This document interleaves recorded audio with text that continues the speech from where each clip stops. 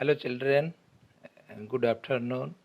I think you are all fine. You would have a fine lunch. And today, let us learn the poem The Solitary Reaper by William Wordsworth of class 10 English. A thing of beauty is joy forever.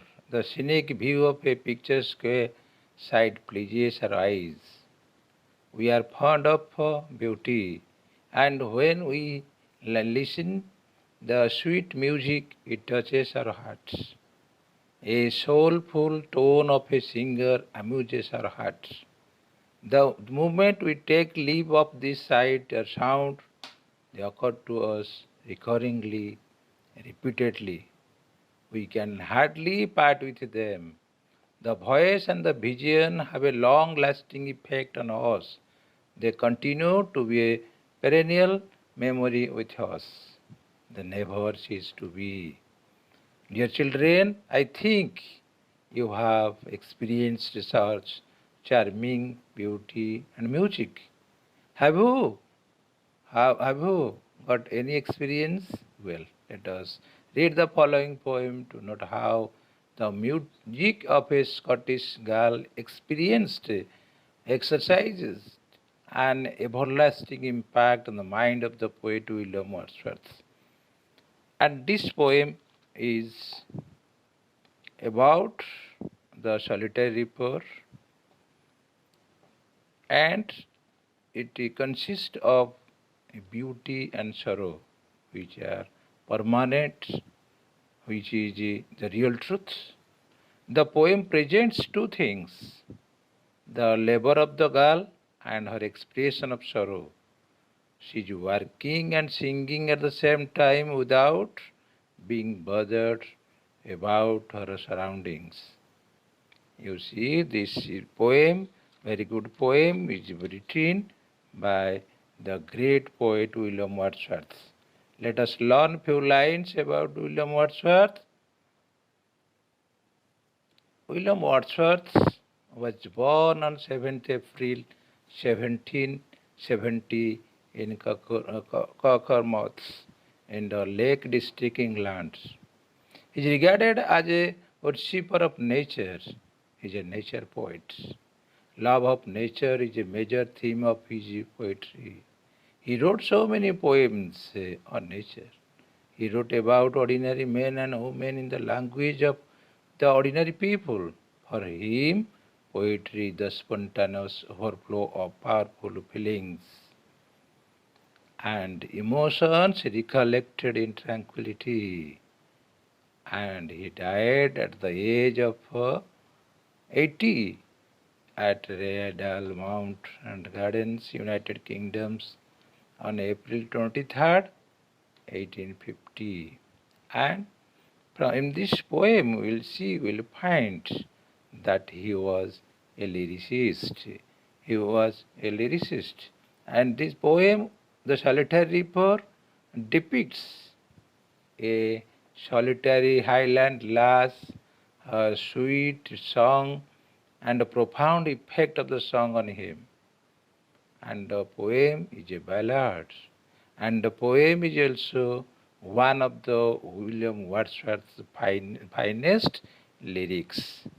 Let us learn the poem line by line. Dear students, let us recite the poem first.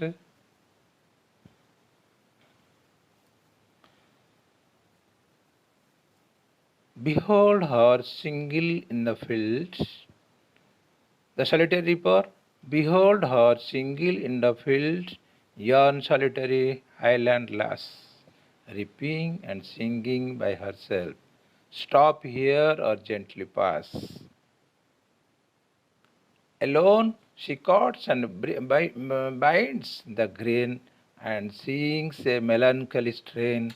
Oh, listen, for the vale profound is overflowing with the sound. And no nightingale did ever chant more welcome notes to weary bands of travellers in some shady hunt among Arabian sands. A voice so thrilling never was heard in springtime from the cocoa bird, breaking the silence of the seas among the farthest breeze. Will no one tell me what she sings? Perhaps the plenty numbers flow for old, unhappy, far of things and battles long ago. Or is it some more humble lay, familiar matter of today, some natural sorrow, loss, or pain that has been and may be again? Whatever the theme, the maiden sang as if her song would have no ending. I saw her singing at her work and over the sickle mending. Dear students, let us read the poem line by line, learn the poem line by line. And the poem consists of 4 stanzas, and each stanza consists of 8 lines. Let us start with the first stanza of the poem. Behold her singing in the field. Behold it means see or look at. Yon solitary highland lass. Yon means over there. This is very old use of English. And reaping and singing by herself. Reaping means cutting and gathering, and singing by himself. Stop here or gently pass. That means the traveler here is the poet himself. He requested his co-traveler to stop or gently pass because he did not want to disturb the solitary river, so that she would stop her singing. So he advised, he asked his co-traveler not to stop or gently pass to listen the melodious song of that solitary highland lass. And one thing is a solitary highland lass. Solitary means lonely or single. Highland lass means tribal, a tribal girl. Lass means a girl. So solitary highland lass means a tribal girl, a lonely tribal girl or hill girl. And come to the next line.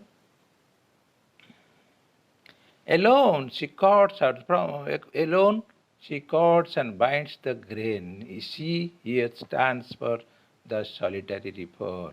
The solitary reaper means the only girl who was cutting and gathering the grain as well as singing. And alone she cuts and binds the grain and sings a melancholy strain. O listen, for the vale profound is overflowing with the sound. Alone she cuts and binds the grain means she was all alone.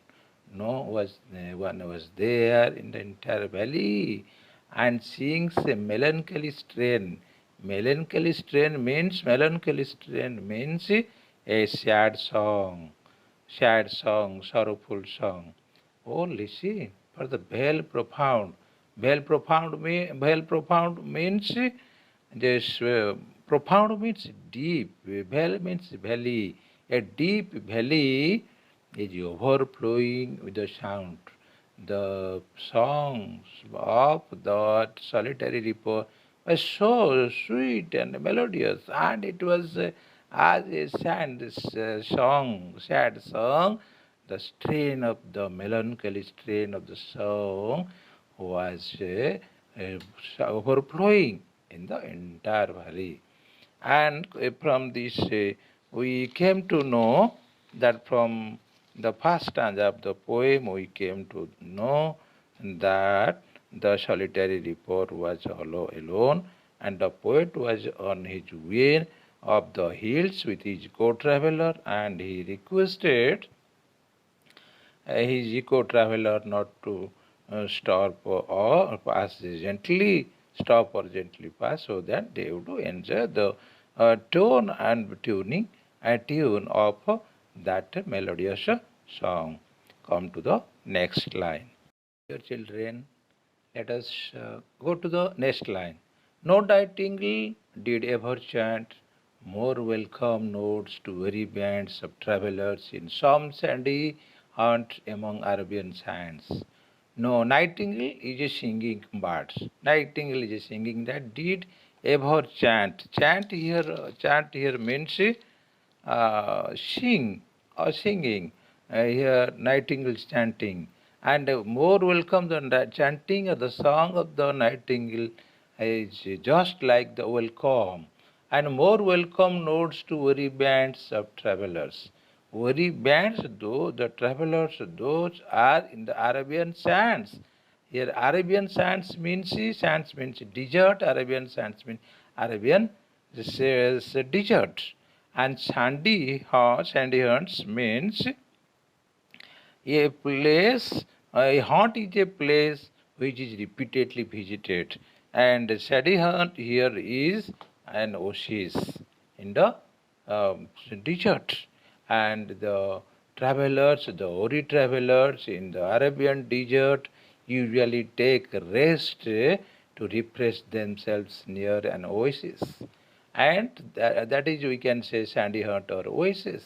And the night they refresh themselves when they listen, they hear the sweet sound of nightingale. And the comparison of the song of the solitary reaper is to the song of the nightingale, and it is more also. And the next line you see, a voice so thrilling ever was heard in springtime from cuckoo bird, and breaking the silence of the seas among the farthest breeze. A voice so thrilling, thrilling means very enjoyable or experienced, thrilling or joyful. Never was heard in springtime from the cuckoo bird. Cuckoo is also a singing bird. Cuckoo is a singing bird, usually sing in the spring, during spring, and breaking the silence of the seas among the farthest breeze near the seashore where the cuckoos sing, and the comparison is also very good. So here in this, in the second stanza, this stanza of the poem, the poet compares the song of the solitary reaper with the song of the nightingale and the cuckoo bird. The comparison is very nice. Why the comparison? The poet wants to establish the superiority of the song of the solitary reaper. The song of the nightingale is welcome song to the tired travelers in the oasis of the Arabian Sea, and it is the song of the solitary reaper is better, is more, is superior, even than the song of the cuckoo and the best singing bird. And come to the next line. We will know. Will no one tell me what she sings? Perhaps the plaintive numbers flow for old, unhappy, far-off things and battles long ago. You see, will no one tell me what she sings? This line shows that it ends with a question mark. That means the poet, the world-famous poet, the great poet William Wordsworth can't understand the meaning, essence, theme of the poem, because the solitary girl or that Scottish Highland lass was singing in a local tribal language, that is Gaelic. It was in Scotland, and she was singing in a tribal language. So the poet William Wordsworth could not understand the meaning of the song, and he only guessed. Perhaps the plaintive numbers flow. Plaintive numbers flow means, and it seems the from the tune and tone of the song of the solitary poet, the poet guessed that it would be a mournful song. Plaintive numbers flow means a mournful song or sorrowful song. He was singing the sorrowful song? It would be for the old, unhappy, far off things and battles long ago. That means she was worried about the loss of the far off and the loss in the battlefield or unhappy days like this. And she was worried about it. And come to the next line. Or is it some more humbly familiar matter of today, some natural sorrow, loss or pain that has been and may be again? You see, or is it some more humble lay? Humble lay means very ordinary song. It was a very ordinary song. The poet William Wordsworth, we know very well, wrote poems on or about common man. So, humble lay means it's some about the common lay or ordinary song. It would be a ordinary song, but very familiar matter of today. The content of the poem would be about the familiar matter of day-to-day life. We know the life is full of sorrow, some natural sorrow, loss or pain that has been and may be again. Life is full of sorrow, loss and pain usually comes and will also come. And this is the sorrow of, this is the day-to-day sorrow of our life. And for the meaning of the poem would be like that. And come to the next line. Whatever the theme, the maiden sang, as if her song would have no ending. I saw her singing at her work, and what the sickle bending. Whatever the theme, that means the poet was not sure about the theme of the poem because of the language problem. And the poet came to Scotland and was staying with his sister there. And the Highland lass, the tribal girl, was singing a song in a tribal and local Gaelic language, which was difficult for the poet William Wordsworth to understand the theme. So whatever the theme, the maiden sang. The maiden here stands for the solitary reaper. The maiden sang as if her song could have no ending. It was as if it was unending, endless. I saw her. She was singing the song. Her song seems to be endless. I saw her singing at her work and over the sickle bending. Sickle, sickle is an instrument of cutting or bend, which is bend an instrument cutting up our crop, and that is bending. That means she was singing and while working, while reaping, and she was not worried about, he was not at all bothered about who is there. Okay, come to the next line. I listen motionless and still. And as I mounted up the hill, the music in my heart I bore, long after it was heard no more. I listened motionless. Motionless means he remained stood. That means he was not disturbed. Why? Because he was very much interested to listen the tone and tune of that melodious or melancholy song of that solitary reaper. So he listened and stood motionless and still. And as I mounted, well, when he was climbing up that hill, the music in my heart I bore. The music, that means the poet William Wordsworth carried in his heart what? And the music of that song long after it was heard no more. He had never heard such a music for a long time. That's why it was a memorable one. You see, in the last stanza of the poem, we came to know that at this point of the poet quits guessing the theme of the song.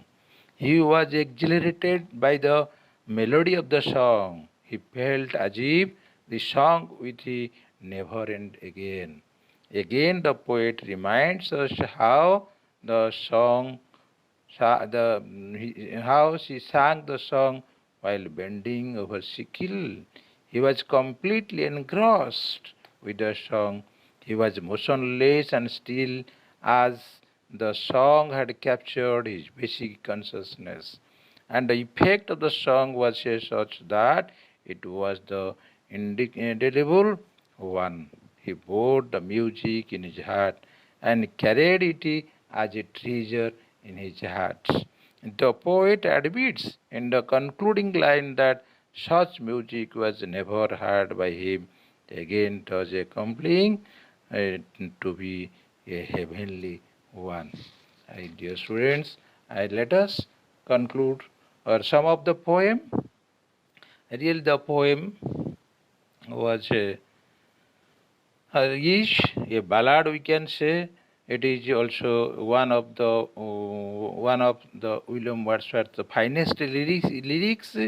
It consists of 4 stanzas, and each stanza consists of 8 lines. The rhyming pattern is A B B B C C D D. And the poet was chanced. In the poem, we came to know that the poet William Wordsworth was chanced to listen the music, melodious and melancholy tone and tune of the solitary reaper while he was going up the hill, and he was with his sister, and he was so much interested and attracted by that it made or it had a long lasting impact on the mind of the poets. Thank you, everybody. Let us discuss the question and answers in the next class. Thank you.